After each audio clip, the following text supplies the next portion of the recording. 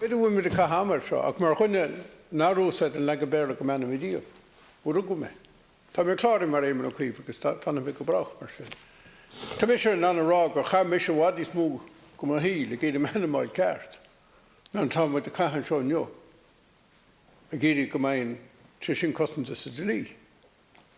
Éman ó cuaimh, éman ó cuir, éman ó chuile hórtach seachas éman ó cuaimh. Agus ní sé soach mai.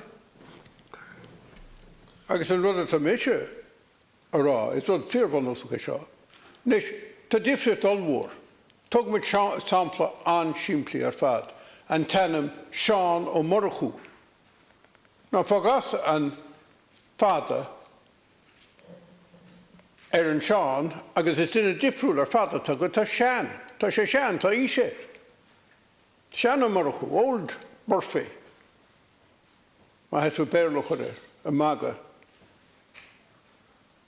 Na tuige nach féidirling just díra rá tá dúlgas a cólachtaí paible de anam agus de heola a ghlacha I hebricéach ún dá hanga efigúil. Tá sa stáitse agus dí anna ceart. Seachas fórárdathe, mar tá samsa, is cuiréis sin ag na heagrichtaí stáit gan é dhéanana, dúlan in air a thuirt, agus beidir riocht thart ó eagrach a heagricht. As leiscéalt an deola go mad le riomhar agus chuil hortile, go dtí lá pilbe cléite. Tá mé brenneúir seo Bille Teanga go efúcúla, agus tá íireach déanta ag agah se rud a choras te. Ach tá an méid sin bailí éalaithe I gceist nach féidir muoine bheith agan as an córas atá siúse ag géirí choras te. So, saola bheith ag cansfú sína fada. Cap mé tréise sa Gearmáin agus Machláán agus tá Gearmáin seacu, agus níl fiber be leis an omlaut mar a dúir an teachta ó chasaigh.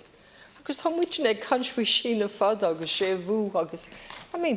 Is dóthe go glúdaíonn sé sin an dearcha atá ag an ggóras don Gaeilge. Níl an dearcha sin ag muintir na tíre nó na daoine ar an talla, ach tá dearcha eisteach ag an ggóras.